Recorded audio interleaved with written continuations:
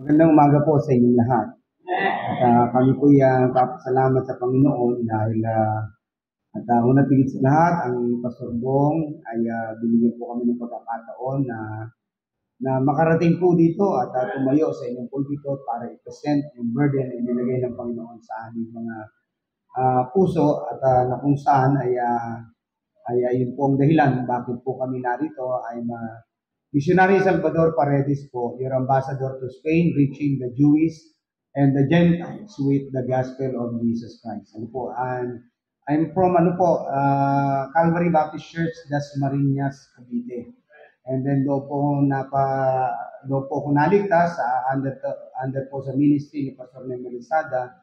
And but presently nakatira po kami ngayon sa Cavite City, kung saan po yung lugar na ako yung nagpastor. Ano po? And ako po actually ay naligtas noong August 25, 1985. Nagsimula po ako, nag-aaral po ako ng Bible School ng 1989. Nag-pastor po ako ng 1995 hanggang sa year 2021.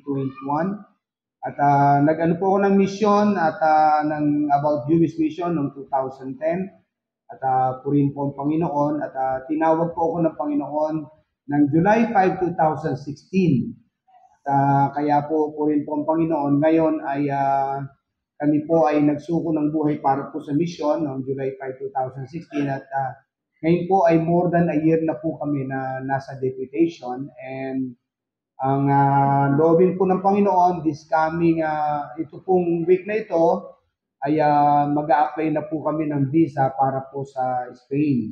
And loobin ng Panginoon po, Lord willing, na ang prayer po namin ay October, yung third week po or last week ng October, kami po makarating na po ng Spain. So pakipanalangin po at itong aming burden na ito nilagay po ng Panginoon sa aming balikat. So yan po. At ngayon, mapanood po lamang natin saglit. At bago po umawit ang aking misis, ay panoorin lang po natin. Okay lang ba sa inyo na umawit po si misis ko? Okay. Parang hindi po lahat okay. Hindi po. Sige po. At sige po, panoorin lang natin saglit. At just to give you an idea, ano po ba yung mission na amin pong gagawin doon po sa Spain? At so yan po. And actually, ang Spain po ay merong 49 million na population ang Spain. So, yan po. Panoorin na lang po natin. Sige po.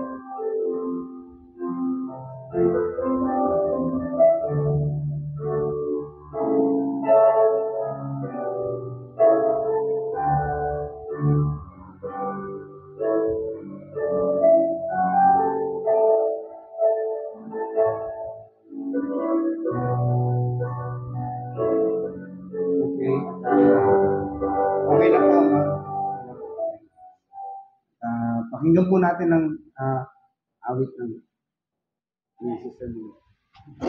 Morning po, Church. Nawa po ang mensahe ng awit nito ay patuloy na mag-flame up po ng inyong puso para sa mga kaluluwa habang po ay naghintay na pagbabalik ng ating Panginoong Jesus ay patuloy po tayong makibahagi sa kanyang pag-imisyon. Yun po ay ang kaligtasan ng Panginoon.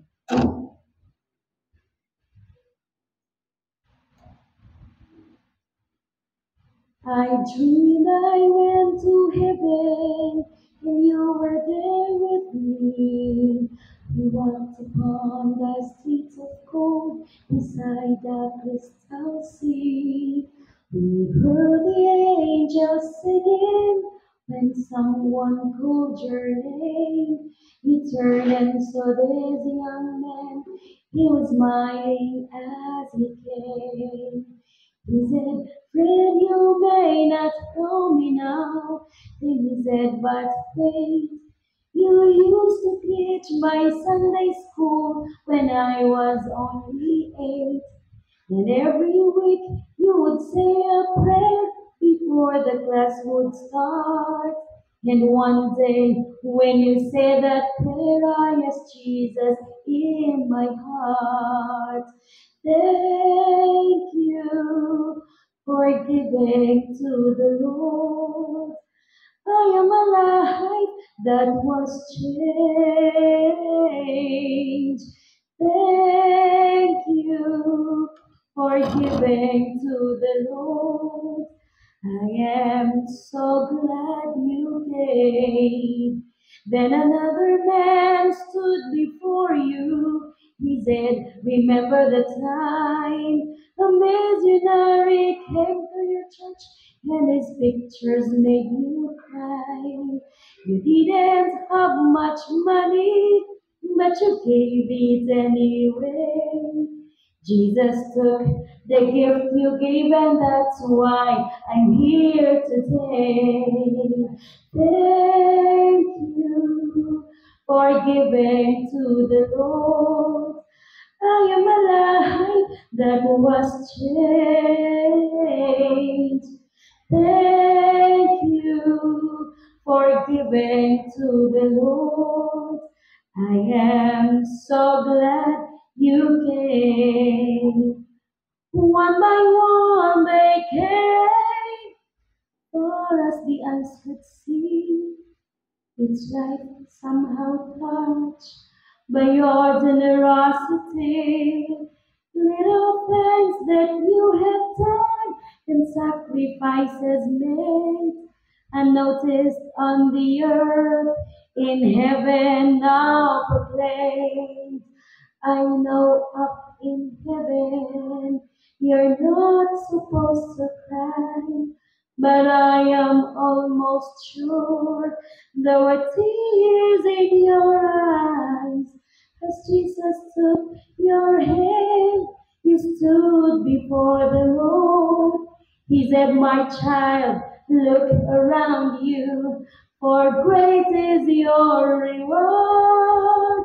Thank you for giving to the Lord. I am a life that was changed. Thank you for giving to the Lord. I am so glad you came. I am so glad you came. I am so glad you came.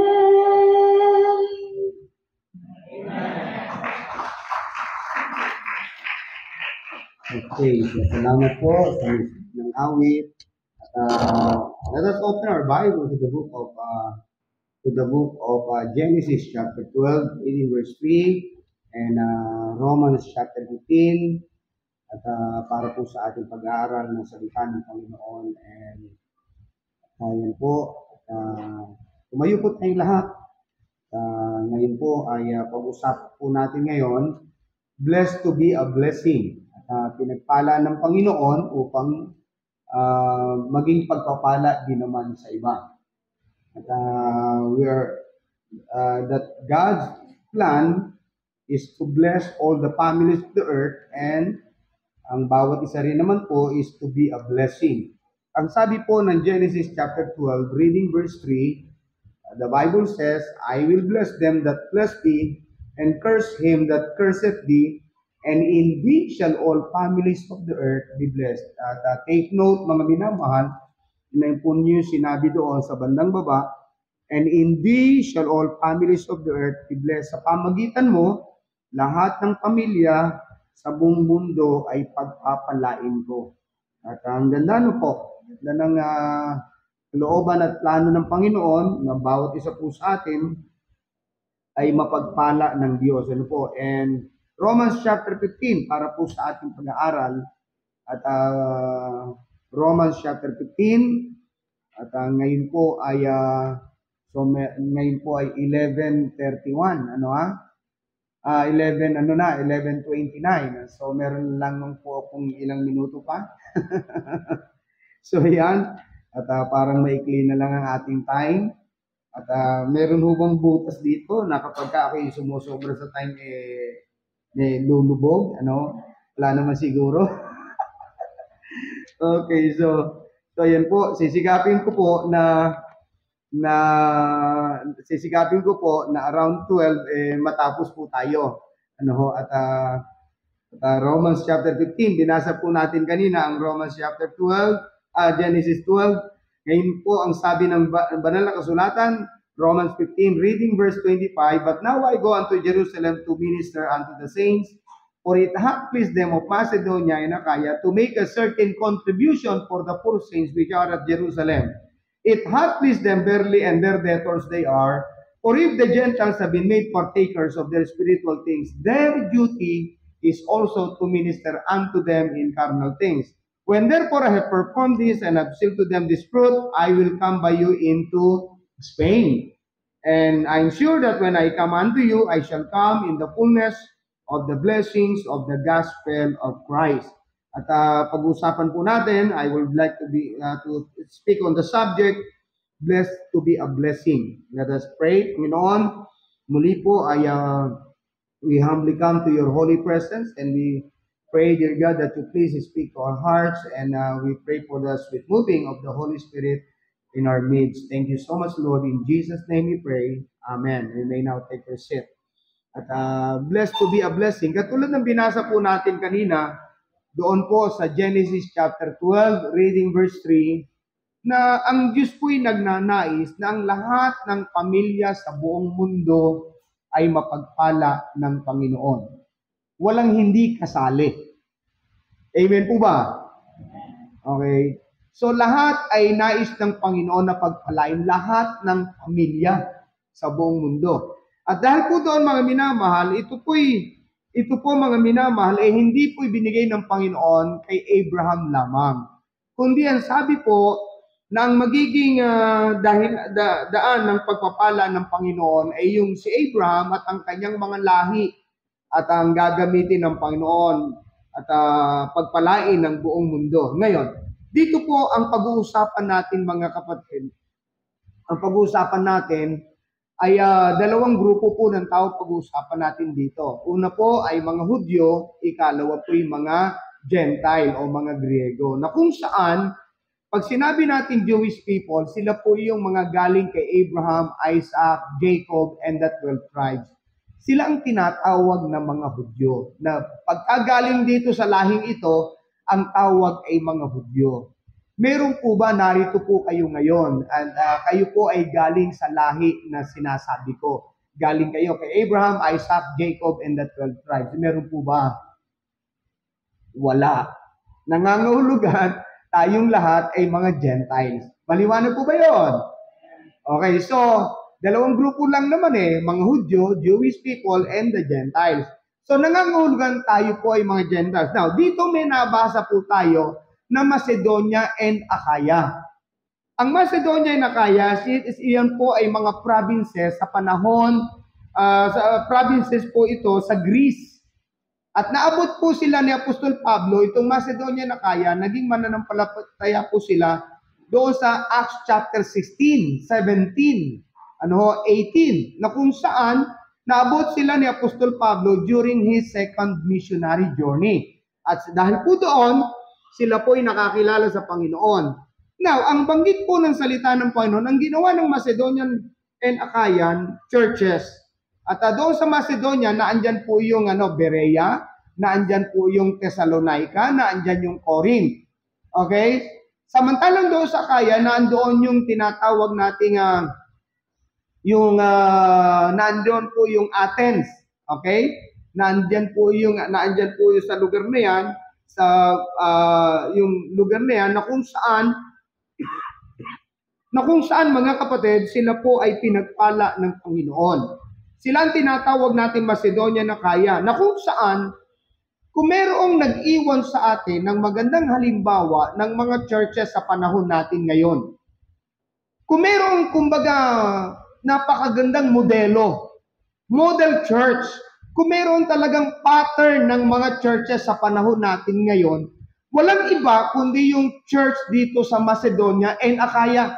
Dahil ang banggit po ng banal na kasulatan, nung mapalitaan ng Macedonia na kaya, na sila po ay na merong mga Jewish believers na nandoon sa Jerusalem na nakakaranas ng famine. Ang ginawa ng Macedonian churches, ang ginawa nila ay they made certain contributions, ang sabi sa verse 26. At yung contribution na ito, mga minamahal, ay ipadadala nila ito sa pamagitan ni Apostol Pablo. Lagi po ninyong pakatandaan na dalawang magkaibang continent ito. At ang Macedonia, ang Greece ay naandoon po nasa Europe, samantalang ang Jerusalem ay capital po ng Israel na naandoon sa Middle East. So dalawang magkaibang kontinente. Pero alam po niyo mga minamahal, makita po natin dito that yung distance ay hindi po hadlang para hindi nila magawa ang kalooban ng Diyos. Ibig sabihin, walang pagdating sa distansya mga kapatid, hindi hadlang ang distansya pagdating sa paggawa o pagsunod sa kalooban ng Panginoon. Na nais natin mga minamahal, of course, na kung saan ay nais ng Panginoon na makita natin dito. Sabi ko nga po kanina, kung merong model ng church sa panahon natin ngayon, kung merong pattern, kung merong classic example ng churches sa panahon natin ngayon na dapat nating gayahin, walang iba kundi ito. Bakit po? Ito ay it is in the book of Romans chapter 15 at ito po mga minamali, the book of Romans is written for the church na kung saan ay makita natin dito. So yung kanilang kaloob na itinulong sa mga sa mananampalataya, sa Jewish people in Jerusalem, yun ang titingnan natin. Ibig sabihin, kung papaanong ang mga Hudyo ay ginamit ng Diyos para pagpalain ang lahat ng pamilya sa buong mundo, ang Macedonian churches, mga minamahal, sila rin naman ay naging blessing. Sila rin naman, kumbaga, pinagpala sila ng Panginoon at naging daan din naman yon para naging pagpapala din naman sila sa iba. Yun ang ibig sabihin, na kung saan pinagpala sila ng Panginoon at naging daan din sila ng pagpapala sa marami. At ngayon na kung saan, alam nyo, tayong lahat basta tumanggap sa Panginoon, pinagpala na tayo ng Diyos. Okay? Pinagpala na tayo ng Panginoon. Ngayon ang kailangan lang, ma-realize natin that God's design for us, for each every one of us, is also to be a blessing sa iba. At yan ang design ng Panginoon sa ating lahat. Now, tingnan po natin dito yung kaloob na ginawa ng Macedonian churches. Ano po ba yan? Anong mensahe pa makikita natin dyan? Unang sabi po natin, number 1, it is the expression of their sincere gratitude. Bakit? Sapagkat ang Bible ay nagturo that they are debtor. May pagkakautang. At dahil ang mga mananampalatayang ito ay kinikilala nila na sila may pagkakautang, kaya nung mapalitaan nila na mayroong kahirapan doon sa Jerusalem, mga kapatid, sila po ay nag-collect ng kanilang mga salapi, nag-contribute sila para itulong dito po sa Jerusalem. Okay? So yan po makita natin. Bakit? Sapagkat ang Bible ay nagsabi, they are debtors. May pagkakautang sila ang mga Macedonian churches. Kanino sila may pagkakautang?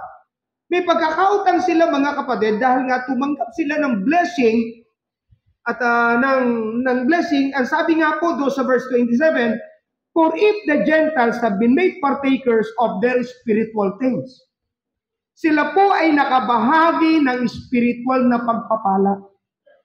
Sinong nakabahagi? Yung Macedonian churches. Tumanggap sila ng spiritual things, pagpapala. Kaya ngayon mga kapatid, tinatanaw nila ng utang na loob. Kaya yung kanilang offering or giving or mission support sa mga mananampalataya sa Jerusalem is actually the expression of their sincere gratitude. May tinatanaw kasi sila na sila higit sa lahat mga kapatid ay pinagpala ng Panginoon. Sino may sabi na sila'y debtor? Ang Biblia. Now, kung sila po ay kung sila po ay debtor, alam nyo, the same with us. Tayong lahat na nakatanggap ng spiritual na pagpapala, tayo rin naman ay debtor. May pagkakautang tayo. Okay? Hello? Amen po ba? May pagkakautang tayo na dapat nating tanawin. Okay? Now, una, ano ba yung mga... Ang sabi ng Bible sa verse 27, we are partakers of spiritual things. Number one, unang pagpapalang tinanggap nila ay yung Savior. Ayan na po yan.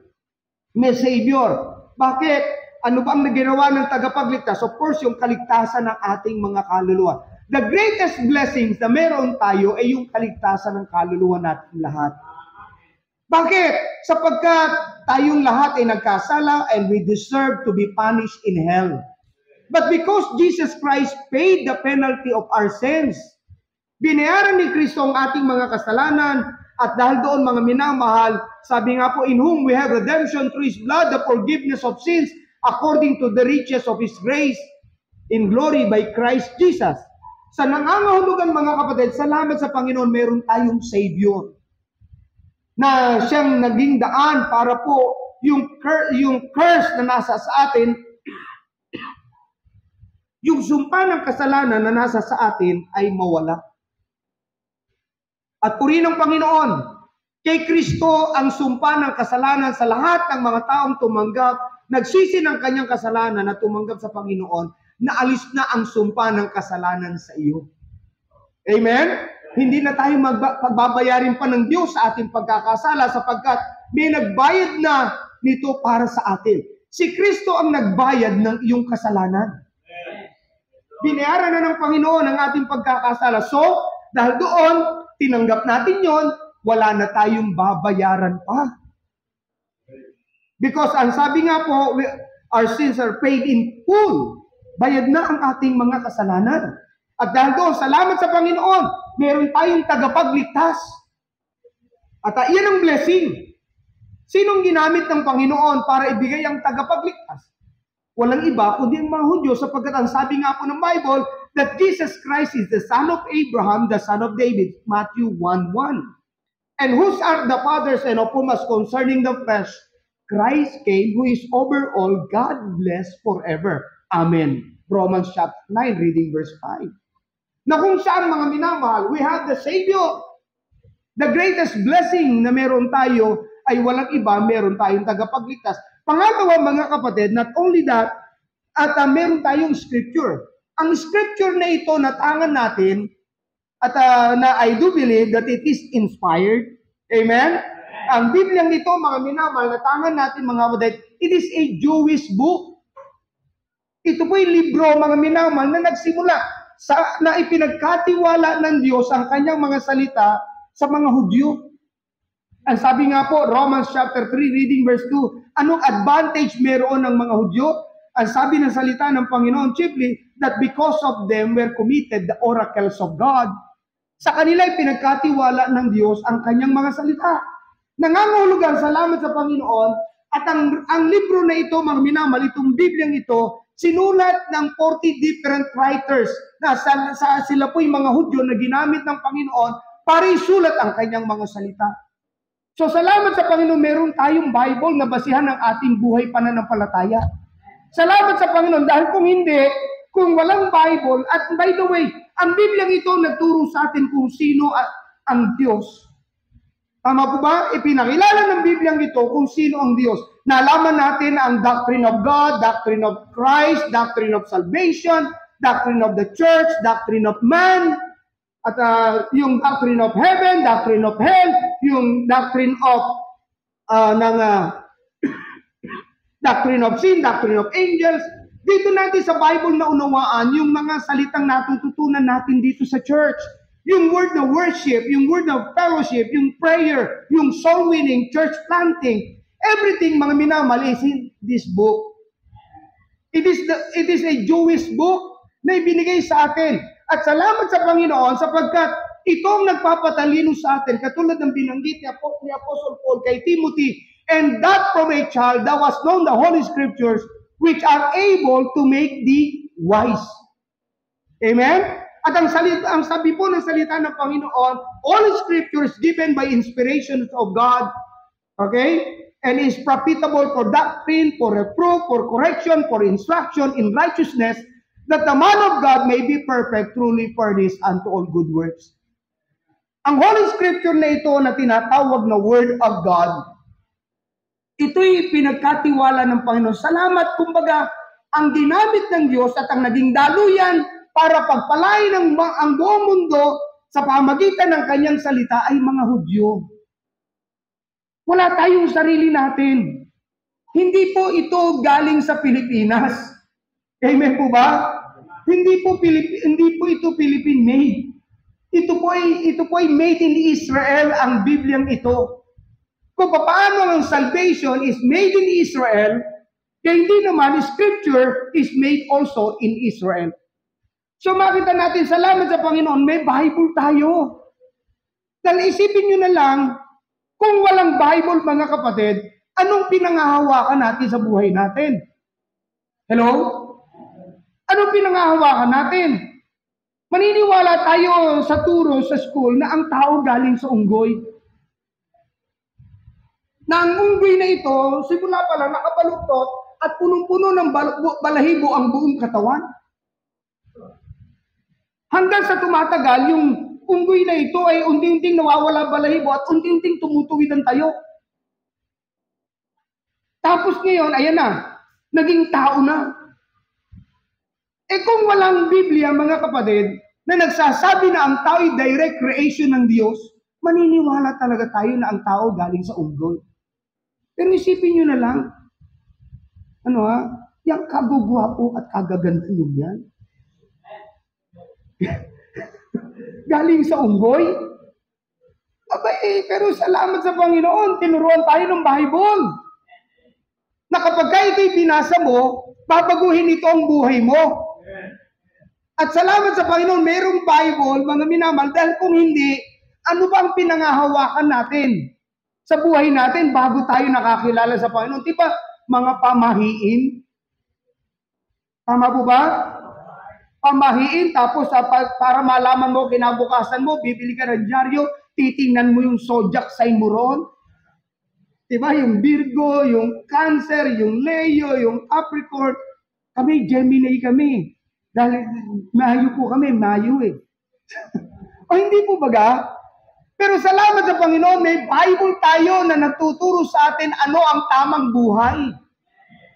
Kaya itong basihan ng buhay pananampalataya nagsasabi sa atin kung what is right and what is wrong in the sight of God.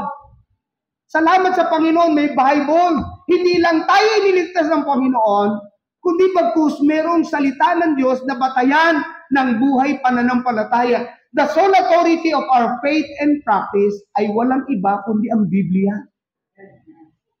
Kaya tingnan nyo, pagka nagbasa ka nito, babaguhin ito ang buhay mo. Salamat sa Panginoon, may Bible tayo na batayan ng ating buhay pananampalataya. Salamat sa Panginoon. Ang ginamit ng Diyos, diba sabi natin kanina, and in thee shall all families of the earth be blessed. Pagpapalain ng Panginoon ng lahat ng pamilya sa buong mundo. Paano naging posible yan? Sa pamagitan ng pagkakaroon ng Savior, Pangalawa, sa pamagitan ng pagkakaroon ng scripture. Itong dalawang ito, pero hindi pa po tapos. Dahil meron pa po yung saints of God or the church. Isipin mo na lang kapatid, isipin nyo na lang mga minamahal. So salamat sa Panginoon, merong church na matapos tumanggap ang isang tao, and ang sabi ng Panginoon, and the Lord added to the church daily such as should be saved. Kaya ang kalooban ng Panginoon, matapos na tumanggap ang isang tao, ay ang kalooban ng Panginoon, yung taong yun na tumanggap, idinaragdag ng Panginoon sa church. And the Lord added to the church daily such as should be saved. Kaya ang ibig sabihin, it is God's design after you got saved, and naandong ka sa church na naglilingkod sa Panginoon. Why? Sapagkat ang design ng Panginoon for us is to be in the church, dito sa church, hinuhubog ng Panginoon ang ating buhay pananampalataya. At dito sa church tayo mga minamahal, dito tayo mga kapatid, inihahanda ng Panginoon sa paglilingkod. At dito sa church tayo mga minamahal, inihahanda tayo ng Panginoon sa ating future destiny in heaven. Kaya salamat sa Panginoon, mayroong church. Kaya kung dahil narito ka, kapatid, ang pinaka-the best na magagawa mo is to be faithful sa church. Amen? To remain faithful sa church na kung saan, dahil dinala ka ng Panginoon, mga kapatid, you serve the Lord sa pamagitan ng church. Ito po, mga minamahal, ang Bible ay nagtuturo na maglingkod tayo sa Diyos na hindi nakikita. We are to serve the invisible God through the church. Bakit? It is God's design. Matapos maligtas, ang gusto ng Panginoon, naglilingkod tayo. Kaya salamat sa Panginoon, narito ka, narito tayong lahat. Amen? Sapagkat ang design ng Panginoon for us is to serve the Lord in this church. Kaya salamat sa Panginoon. So meron kang church. Ang church ng Panginoon, when it was established, ang lahat ng mga miyembro po lamang ng church ay mga Hudyo, walang Gentile. Nagkaroon lamang sa church sa Jerusalem, nagkaroon lamang ng church member, nagkaroon lamang ng Gentiles panahon ng Acts chapter 8 and Acts chapter 10. And then doon nagkaroon na po ng mga Gentile believers at na kung saan ay tuloy-tuloy na po. Hanggang sa ang church ng Panginoon nakarating ng Syria, sa Antioch, Asia Minor, nakarating ng Europe, ang church ng Panginoon nangaral doon, and then pagkatapos nakarating ng Amerika ang gospel ng Panginoon, at mula Amerika nakarating ang gospel ng Panginoon sa ating bansang Pilipinas. Ang mga Amerikano nagdala ng ebanghelyo sa ating bansa. At ngayon, kumbaga mga kapatid, ay sa ating panahon po ngayon, nasa sa atin na yung pinakabaton. Naipasa na po sa atin ang gospel ng Panginoon. Kaya napakahalaga na ang bawat mananampalataya, ma-realize natin kung paano pinagpala tayo ng Panginoon. Mahalagang ma-realize po natin that God wants us to be a channel of blessing to others. Yun ang design ng Panginoon. To be a blessing. Hindi lamang sa bansang Pilipinas, kundi maging sa ibang bansa pa. Ngayon, salamat sa Panginoon, more than 20,000 Baptist churches sa ating bansa. Pero hindi yun po lamang ang design ng Panginoon, sapagkat sa una pa lang, Genesis 12:3, anong design ng Panginoon? Ang sabi po, and in thee shall all families of the earth be blessed. Families of the earth be blessed. Buong pamilya, lahat ng pamilya sa buong mundo'y mapagpala ng Panginoon. At salamat sa Panginoon, ito po'y posible sa pamagitan ng tatlong bagay na ibinigay ng Panginoon sa atin. Ano yon? Meron tayong Savior, meron tayong Scripture, at meron tayong church. Walang ibang kaparaanan. Itong tatlong ito na ibinigay ng Panginoon sa atin para pagpalain tayo at maging channel of blessing sa ibang bansa. Madala natin sa ibang bansa ang tinatawag na itong Savior, itong Scripture, at itong church. Kaya ngayon po mga kapatid, Ang tao po ngayon sa buong mundo ay merong 8 billion ang total world population, mahigit na. At na kung saan mga minamahal, ang ABC ay meron lamang pong 260 missionaries. Ang napadalhan ng ABC ng missionaries ay nasa 56 countries pa lamang. Ibig sabihin, kulang at kulang pa po ang mga missionaries. Ibig sabihin, kailangan po ng mas marami pang missionaries. Bakit po? 200 plus na countries sa buong mundo. At ang napadalan lamang ng ABC ay 56 missionaries in 56 countries pa lamang. Nangangahulugan mga kapatid, it is always true mga kapatid, yung binabanggit that the harvest truly is plenteous but the laborers are few. Kaya kumbaga ang Panginoon ay tatawag ng mga mananampalataya doon sa mga churches na kung saan pinagpala ng Panginoon. Ang tinatawag ng Panginoon yung kanyang mga taong kanyang iniligtas, pinalaya mula sa kasalanan. Yung mga tao, mga minamahal na nakikinig sa salita ng Diyos, na-realize nila na kung merong tatawagin ang Panginoon ay ang mga mananampalataya na nakaranas o recipient ng blessing ng Panginoon. At kung ikaw ay recipient ng blessing ng Panginoon, maybe God is calling you. Amen po ba? We are all recipient. Kasi nagtuturuan, hindi ikaw, di ba? Ikaw, di ba? Hindi, tayong lahat ay recipient. Amen? Parang hindi kayo kumbinsido. Amen po ba? Okay?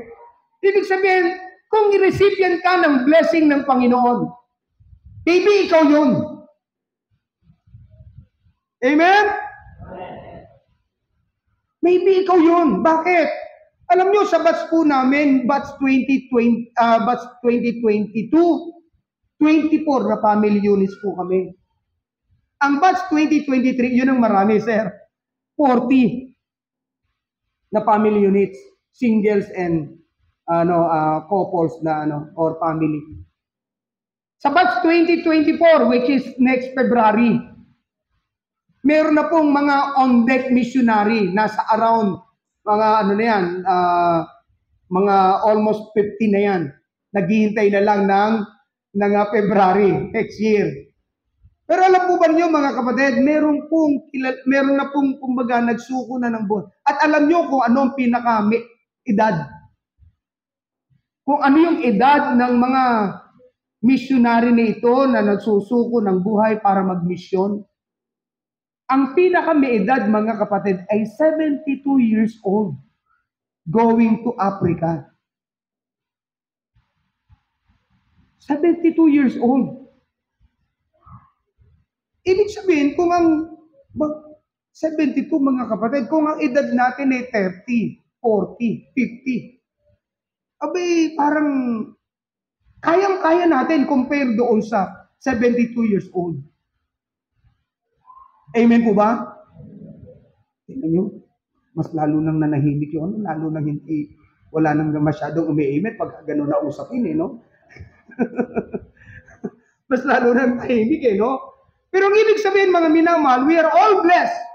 Kaya yung Macedonian churches, nung marinig nila na merong kahirapan na pinagdadaanan ang mga mananampalataya in Jerusalem, bagamat sila mga minamahal ay makita natin na sila po'y kinilala nila na sila ay debtor at pinagpala sila ng Panginoon, ang pinakalundo noon, naging blessing din naman sila sa mga church in Jerusalem. So, bakit ito? Sapagkat ang Bible ay nagturo, they are debtor. Pangalawa, not only they are debtor, pangalawa, at na kung saan, ang sabi po, pangalawa, yung kanilang offering is the evidence of their spiritual growth. Yung po'y kapahayagan, mga kapatid, ebidensya ng kanilang paglagong espiritual. Ibig sabihin, hindi lamang ekspresyon ng sincere gratitude. May tinatanaw sila. Ito naman, sapagkat ebidensya ito ng kanilang spiritual growth, sapagkat they realize, mga minamahal, that they have a duty. Meron silang duty na dapat gampanan. Kanino? sa mga Hudyo. Meron silang duty. Anong sabi po ng Bible? Or if the Gentiles have been made partakers of their spiritual things, their duty is also to minister unto them in carnal things. They have a duty. Sino may sabi na sila may duty? Ang Bible. Meron silang duty. Kanino? Sa mga Hudyo. Kumbaga, ito na po yung sinasabi ng Bible, mga kapatid, that they have a duty. At ebidensya na sila'y lumalago sa pananampalataya, ibig sabihin, nag-level up yung kanilang faith. Ang isang babe in Christ, lagi po self-centered. Amen po ba? Self-centered kapag babe in Christ. Ang kanyang prayer, puro pang sarili lang. Pero ang itong Macedonian churches, mga minamahal, ang nangyari, nung mabalitaan nila na mayroong kahirapan na nando sa Jerusalem, pagamat sila mga minamahal ay nakakaranas din ng kahirapan. Ang sabi po ng 2 Corinthians chapter 8, reading verse 2, nakakaranas sila ng great trial of affliction and they are in deep poverty. Pero alam po niyo mga minamahal, hindi po nila inalintana ang trial of affliction, hindi nila inalintana yung deep poverty na kanilang pinagdadaanan. Bagkus, ang ginawa po nila mga minamahal ay they made certain contribution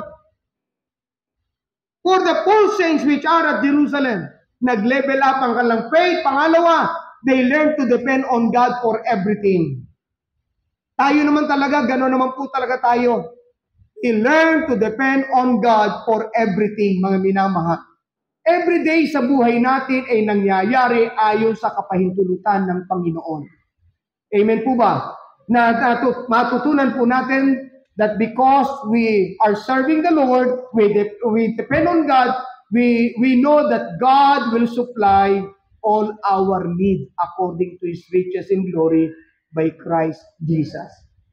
Amen po ba? So doon po natin makikita, mga kapatid, na they learn to depend on God. Pangatlo, not only nag-level up ang kanilang faith, they learn to depend on God, gayon din naman, they love the people whom God loves. Alam po ba ninyo ang mga Hudyo'y minahal ng Diyos? In Jeremiah 31 verse 3, ang sabi ng banal na kasulatan, I love thee with an everlasting love. Tayo, John 3:16 eh. John 3:16 ang pag-ibig ng Panginoon sa atin, for God so loved the world.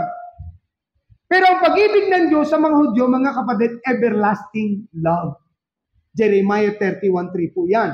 Ngayon, ang ibig sabihin, ang Macedonian churches, naunawaan nila, mga kapatid, na yung pagpapalang tinanggap nila ay galing sa na ang ginamit ng Diyos ay mga Hudyo, katulad ni Paul na isang Hudyo, so meron silang pagkakautang, at pangalawa, meron silang duty, kaya natutunan nilang mahalin ang mga Hudyo. Natural po yun. Bakit to? Natural po yun. Bakit? Kasi po, sinong iibig sa mga Hudyo? Eh di yung mga taong pinagpala din ng Panginoon. Amen po ba? Naturally, yung Diyos na iniibig natin, naturally, iibigin din natin yung minamahal ng Diyos. At dahil mahal ng Diyos ang mga Hudyo, dapat po yung ipinagpe-pray natin. Now, tingnan nyo, Romans chapter 10, reading verse 1. Anong sabi po ng Romans 10:1? Brethren, my heart's desire and prayer to God for Israel is that they might be saved. Okay, tingnan po niyo yan. Sige po, tingnan po niyo. Basahin po natin ang ating mga Bible. Romans 10:1, tayo pong lahat, begin. Brethren, my heart's desire and prayer to God for Israel is that they might be saved. Dapat po'y kasama sa ating prayer list. Ito po'y hindi pinasulat ni Paul ang Romans 10:1. Hindi lang para malaman natin na may prayer request si Paul para sa kanyang kababayan o lahing Israel. No, hindi yun. Dapat dumating sa point ng buhay nating lahat. Dahil we are, kumbaga, evidence of spiritual growth.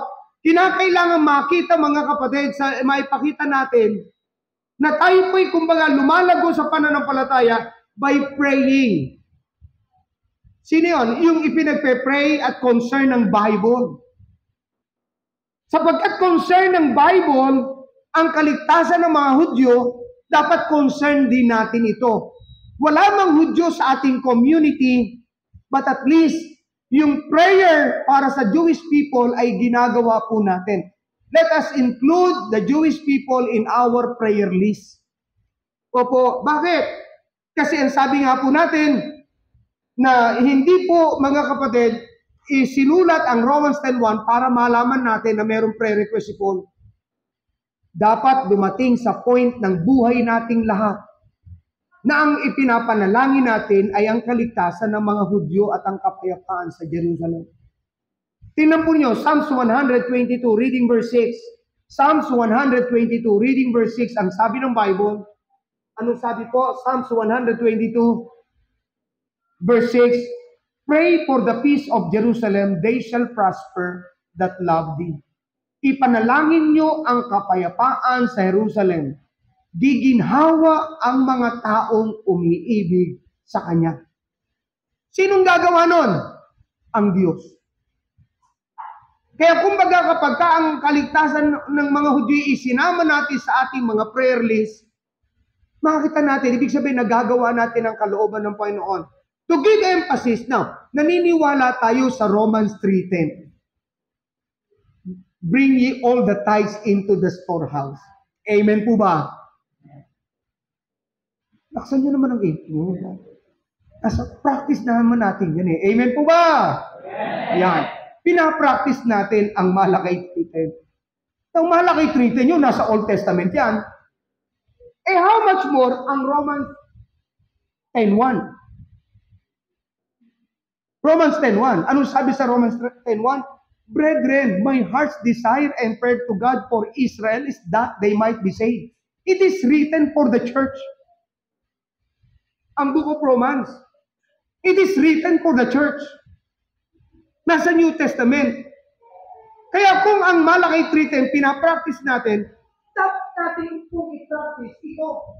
Na ano yun? Ipag-pray ang kaligtasan ng mga Hudyo. Bakit?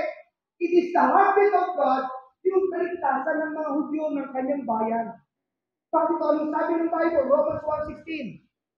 Ang sabi po, I am not ashamed of the gospel of Christ, for it is the power of God unto salvation to everyone that believeth, to the Jew first, and also to the Greek. Salvation is for the Jewish people and also for the Greek or the Gentiles.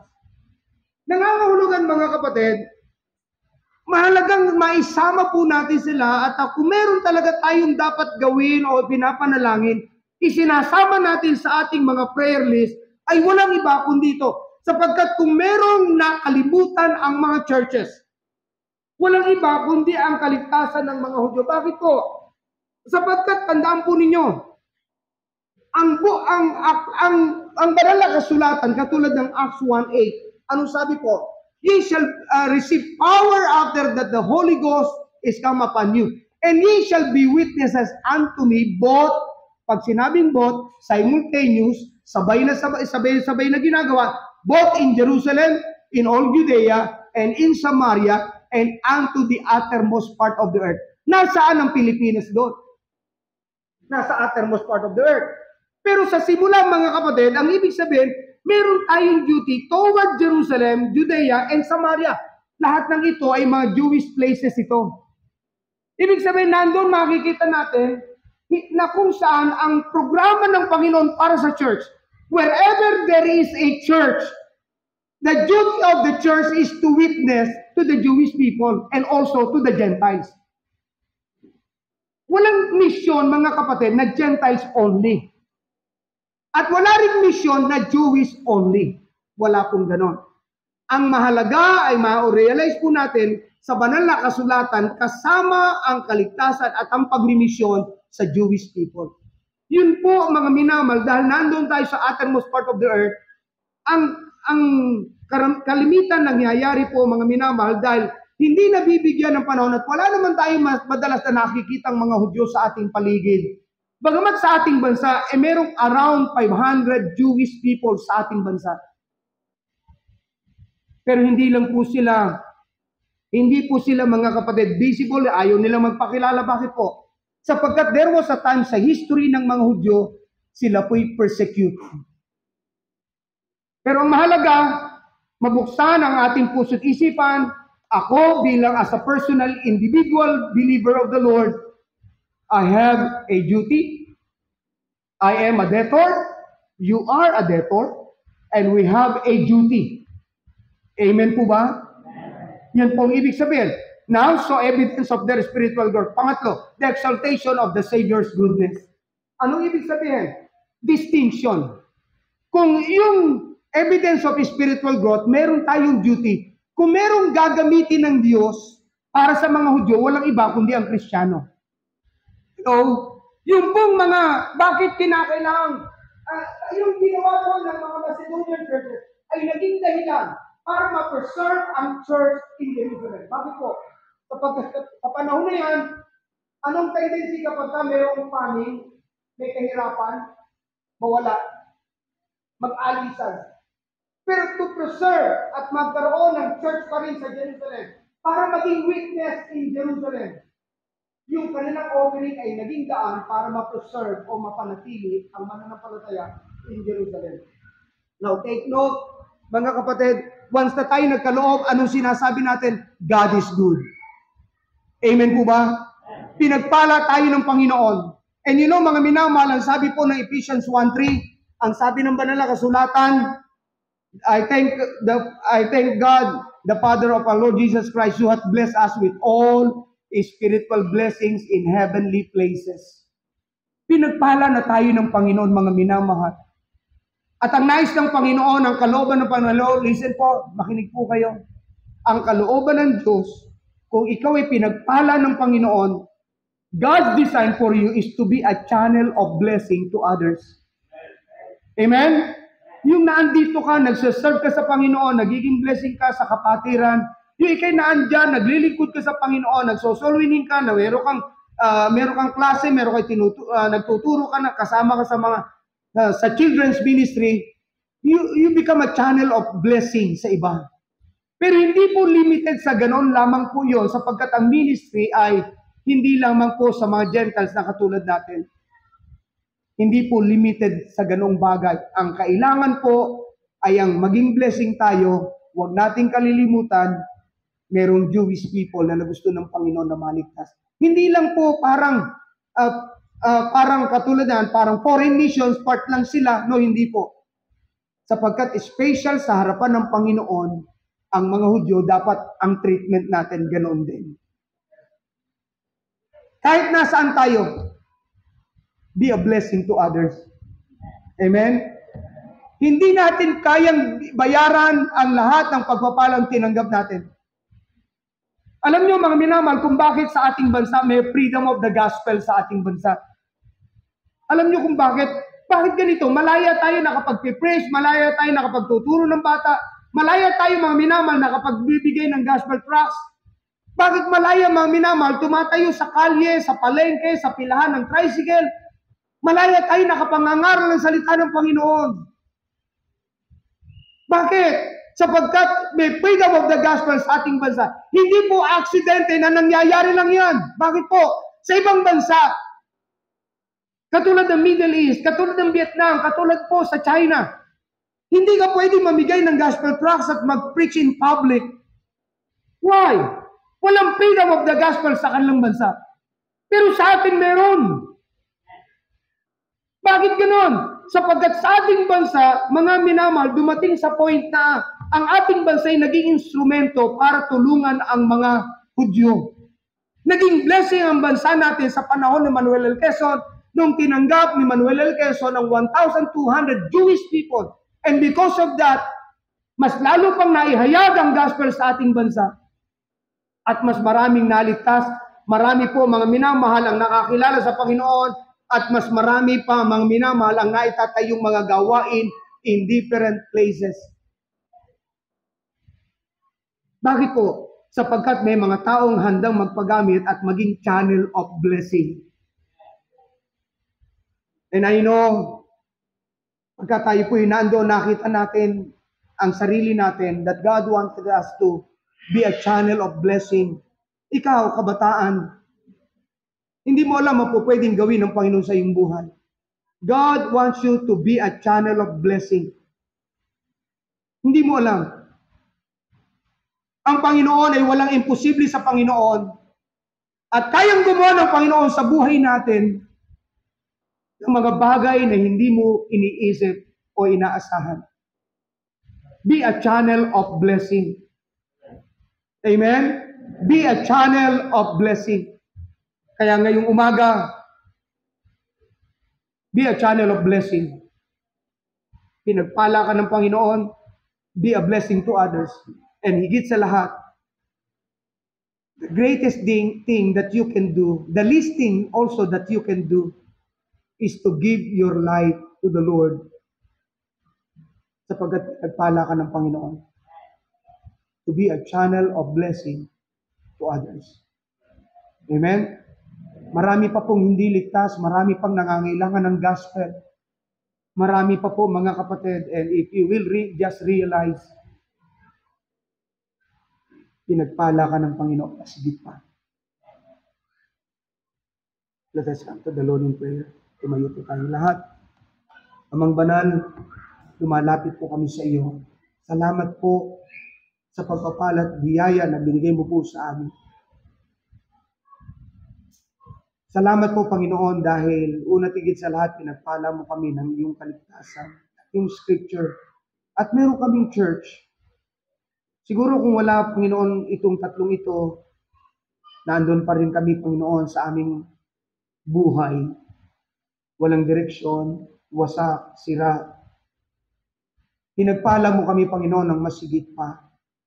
Lord, ngayon pong umaga, nakikita mo po ang puso ng aking mga kapatid nito.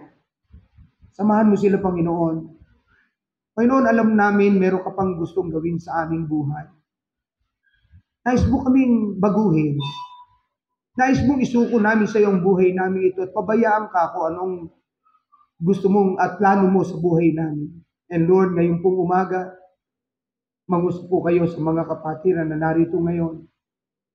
Help us, O Lord. Help us to make us humble, Panginoon. Tulungan mo kami lagi magpakumbaba. Kapuhapin namin ang kalooban mo at isuko namin sa iyo, Panginoon, ang aming mga sarili. O Lord, mahabag po kayo. Tulungan mo nga po ang mga kapatiran namin ito. Nais mong kami po ay maging channel of blessing. Magsisimula yon kapag kami nagsuko ng buhay namin sa iyo, Panginoon. Habang tayong lahat ay nakikinig, nananalangin, nagpe-pray, makapangyarihan ng Panginoon, kaya niyang pagtagumpayan ang iyong kasalanan na hindi mo kaya. Hindi ko pa alam ang pangungusap ng Panginoon sa inyo. Be a channel of blessing. Magsimula ka sa altar. Magsimula kang magpakumbaba sa Panginoon. Magsimula ka sa paanan ng Panginoon. Suko mo ang buhay mo sa Panginoon. Alam mo, nagkaroon lang talaga ng katuturan ng buhay natin ito nung ipinagkatiwala natin ang buhay natin kay Kristo. Why not come to the Lord? Come on. Sige po. Come to the Lord. Mula dyan sa iyong kinatatayuan. Manalangin ka dito sa altar. Come on, sige po. Don't be satisfied na nandiyan ka lang. Merong pwedeng gawin ng Panginoon sa buhay mo. Member, Christians, believers of the Lord. Meron siyang pwedeng gawin sa buhay mo ng masigit pa. Ang Panginoon ay naghahanap ng mga lalaki at babae na magiging daluyan ng kanyang pagpapala sapagkat ang biyaya at salita ng Panginoon ay nais padaluyin ng Panginoon in different parts of the world, in every family. Nais ng Panginoon na butihin ang lahat ng pamilya sa buong mundo. Pero yan po'y mangyayari at magagawa lamang ng Panginoon kapag ka merong instrument. Ang sabi nga po, how shall they believe on Him of whom they have not heard, and how shall they hear Him without a preacher? Why not come to the Lord? Come on. Young people, you surrender your life and focus on God. Focus on His Word. Focus on God's purpose in your life.